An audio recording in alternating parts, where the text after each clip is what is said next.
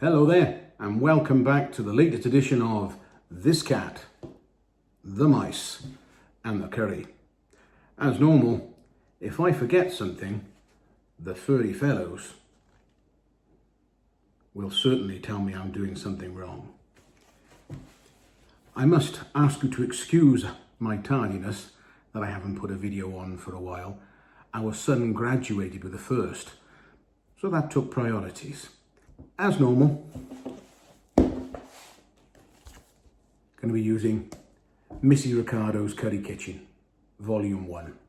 And we're going to be cooking today a Ceylon, or Ceylon. That's not like the ones from Battlestar Galactica. It's a lovely, rich, tomatoey curry with a nice coconut base. I like it with a bit more spice, so I quite like this one, because there is a little bit of chili in there, which makes it a bit nicer. Can I help you with something? What do you want me to mention? Yes. In my previous videos, I had said about Maggie's coconut powder. This recipe uses Maggie's coconut powder and also use coconut milk. On the bag there, it tells you what sort of dilution you want to water to number of grams of powder to make the milk. Also, this powder goes in the curry, makes it a lot better to use this powder than, as I've said in previous videos, desiccated coconut or dried coconut. And there's a couple of other little spices in there that ends up with that lovely little flavour, that lovely hint of aniseed. What now? Oh, yes. Two of the other spices. Fennel seeds and fenugreek seeds. Don't make the mistake I did when I first started doing curry and went for the big kilo bag. It takes forever. I don't know many other recipes that use fennel seeds at the moment, but fenugreek seeds are used in your chicken tikka. When you're making a chicken tikka, try and have the seeds, not the powder. Seeds keep a bit better, last a bit longer. So don't buy a big, huge bag of these, because it will take you forever to get rid of them, or use them all. And this is where the other item comes in, is the grind. You guys are impossible. Out of the grinder. I said in a previous video about using a grinder. So you can put the seeds straight in there, grind them up. The one negative, you have to put a fair few seeds in there for it to be able to grind. So what I'm going to be doing today, make it easier, I'm going to be making 2 Ceylon curries. So I put the amounts in there and just double them. I will then weigh out the resultant powder and then split it into two curries. That way I can get it done in one hit, and I'm minimizing the amount of potential waste. I found I've got to put a lot of fennel or a lot of fenugreek seeds in here at one hit to be able to get a decent grind, and that the seeds don't just all go flying around inside the grinder. We have some of the ingredients ready. Sorry for the glasses. I hit 45 and my arms just suddenly weren't long enough. We have to make up the coconut milk. So this is just a pint glass, just to contain it for now. It was 20 grams of milk powder, 80 mils of water is as close as we can get to the recipe. I have then just stolen my wife's whiskeroonifier.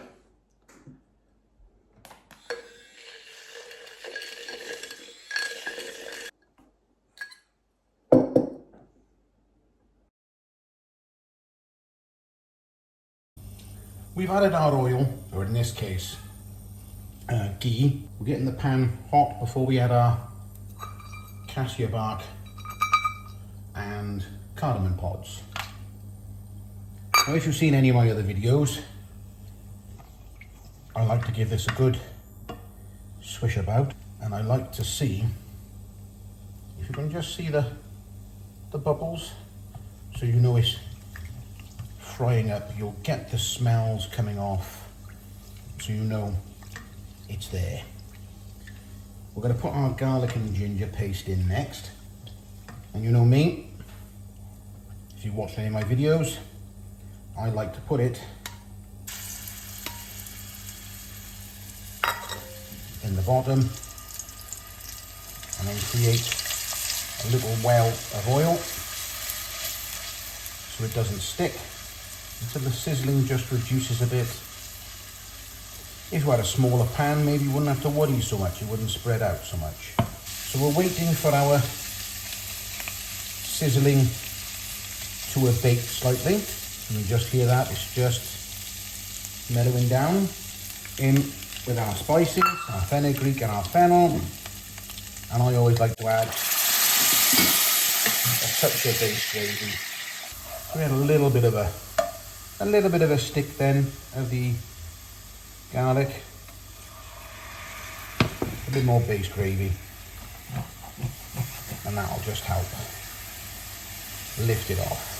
When we put the tomato paste in a moment, that also helps. I use passata because it saves me having to make it.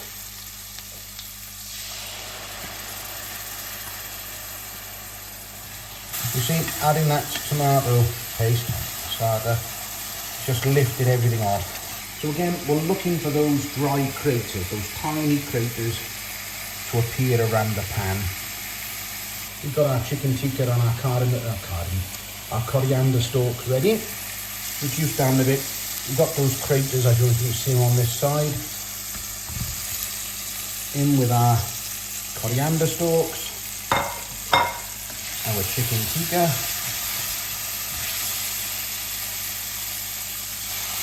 A little splash of lemon juice. We want to mix this all up well and get all the chicken coated in the spiced tomato paste. The base gravy, 75 mils. And our coconut powder. And it's gone a little bit dry, I'm going to add a little bit more in this case. Now we want to leave it a bit. We want to leave it until those craters start to form again. Through the magic of editing, I'll speed this bit up. So we're back.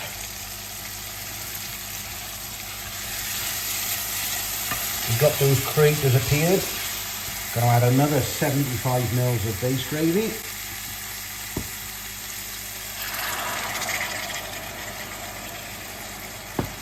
We've got a little bit of stick to the bottom of the pan. We'll scrape that in a moment. Through the magic of editing, we will pause again for a moment. Starting to really get those craters around the outside. You can really see how it thickens up in front of the spoon. Let me do that the other way. So I have pushed this one very, very, very hard. Base gravy, 150 mils.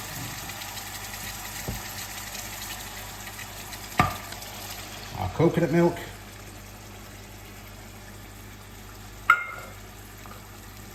Our mango chutney. I like to add the mango chutney.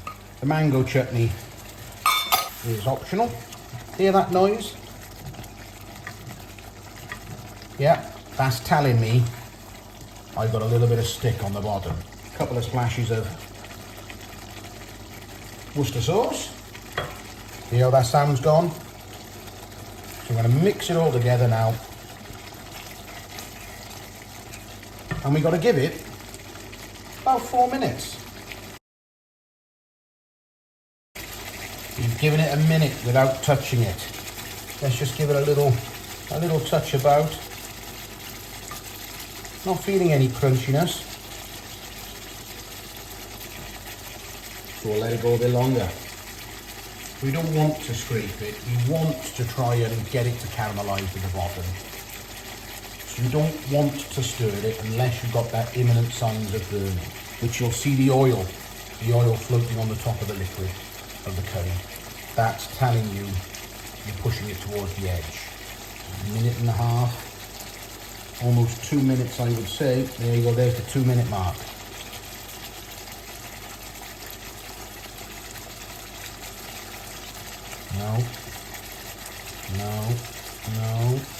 No, I think we can let that go a little bit longer. We added a lot of liquid in that last stage then. The coconut milk, the base gravy, the mango chutney, the Worcester sauce. So there's a lot of liquid in this stage, which does give you that bit more scope. Over here, you can see that the oil has started to come out, so we'll just give that a little yes. There I'm meeting a lot of resistance. About 2 minute mark, that's when you're going to start hitting trouble. Yes, a lot of heavy stickage. A little bit by there. It hasn't burned, but it is quite caramelised on. So you can see how scraping it releases it. So that's kind of telling you it's not burned on. It is part of the stick that you're looking for. So we pushed that for almost 3 minutes without actually stirring it. That's what you're looking to do. You want to be brave. Fortune favours the brave. That's our 4 minute mark. Let's give that a good going over everywhere. Make sure we've got all of that out. It is 4 to 5 minutes you can do. I set it for 4, because then I know I have time to put my coriander leaves in. Stir them over. That'll take you up to 4.5 minutes, maybe closer to 5, and there's your curry ready. My little 30 friends are there all ready to try the curry. As you can see, Top Chef and his friend are ready to try it. Now this is a wonderful curry that you'll get a crescendo of flavours cascading across your tongue. Let's see what we got.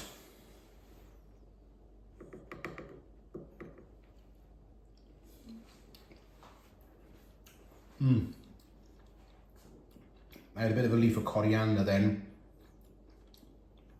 Bit of heat builds. The aniseed washes over from the fennel. And right at the end, a hint of sweetness from the mango chutney. That is the real deal. Get yourself on Misty's book, get yourself on his channel, and I'll help you however we can. Won't we, mice?